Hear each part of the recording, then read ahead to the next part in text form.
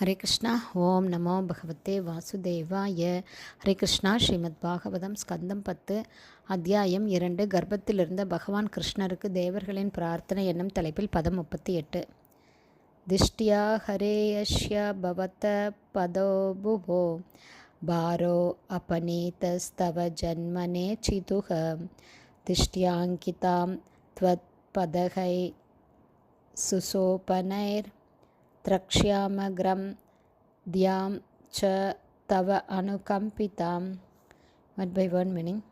திஷ்டியா அதிர்ஷ்டவசத்தால், ஹரே பகவானே, அஷ்யா இதன், பவத பகவானாகிய உங்களின், பத இடத்தின், புவ இந்த மண்ணில், பார அசுரர்களால் உண்டாக்கப்பட்ட பாரம், அபநீத இப்போது அகற்றப்பட்டது, தவ பகவானாகிய உங்களின், ஜன்மனா ஒரு அவதாரமாக தோன்றியதன் மூலம், ஈஷிது அனைத்தையும் ஆள்பவரான நீங்கள், திஷ்டியா மேலும் அதிர்ஷ்டத்தால், அங்கிதாம் குறிக்கப்பட்ட, த்வத் பதகை உங்களுடைய தாமரை பாதங்களால், சுஷோபனை சங்கு சக்கரம் கதை மற்றும் தாமரை ஆகிய குறிகளால் உன்னதமாக அலங்கரிக்கப்பட்டுள்ள, திரக்ஷ்யாம நிச்சயமாக நாங்கள் கவனிப்போம், காம் இந்த பூமியில், தியாம்ச சொர்க்கத்திலும் கூட, தவ அனுகம்பிதாம் எங்களிடம் உங்களுக்குள்ள காரணமற்ற கருணையால். டிரான்ஸ்லேஷன். பகவானே, இந்த பூமியில் உள்ள பெரிய அசுரபாரம் உங்களுடைய தோற்றத்தால் உடனே அகற்றப்பட்டு விடுகிறது. எனவே நாங்கள் பாக்கியசாலிகள். உண்மையில் உங்களுடைய தாமரை பாதங்களை அலங்கரிக்கும் சங்கு சக்கரம் கதை மற்றும் தாமரை ஆகிய சின்னங்களை இந்த மண்ணுலகிலும் ஸ்வர்கலோகங்களிலும் எங்களால் காண முடியும் என்பதால் நாங்கள் பாக்கியசாலிகள் என்பதில் சந்தேகமே இல்லை. பர்பட் பை ஷில பிரபாத். ஜெய் ஷில பிரபாத். பகவான் கிருஷ்ணரின் தாமரை போன்ற உள்ளங்கால்கள் சங்கு சக்கரம் கதை தாமரை கொடி மற்றும் மின்னல் கீற்று ஆகிய சின்னங்களால் பொறிக்கப்பட்டுள்ளது.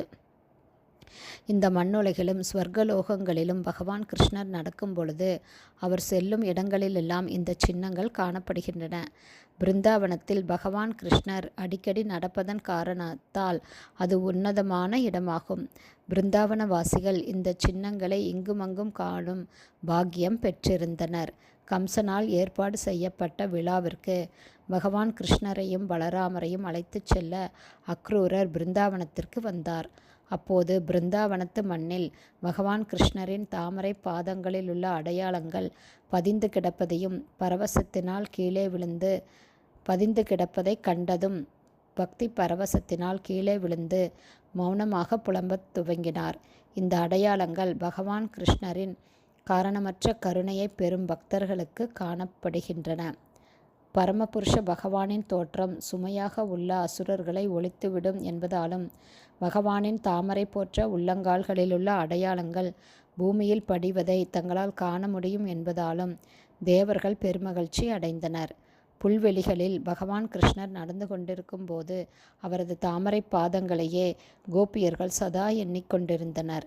முந்தைய ஸ்லோகத்தில் விவரிக்கப்பட்டுள்ளது போல பகவான் கிருஷ்ணரின் தாமரை பாதங்களை பற்றி சிந்தித்ததாலேயே கோபியர்கள் உன்னதத்தில் முழுமையாக ஆழ்ந்தவர்கள் ஆனார்கள்.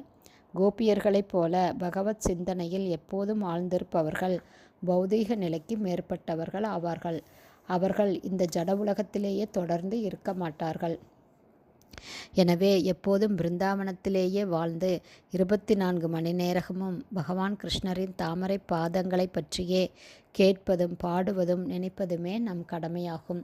ஹரே கிருஷ்ணா. ஸ்ரீமத் பாகவதம் ஸ்கந்தம் 10 அத்தியாயம் 2 கர்ப்பத்திலிருந்த பகவான் கிருஷ்ணருக்கு தேவர்களின் பிரார்த்தனை என்னும் தலைப்பில் பதம் 38 உடைய ஸ்ரீல பக்திவேதாந்த சுவாமி பிரபுபாதாவின் விளக்க உரை இத்துடன் நிறைவடைந்தது.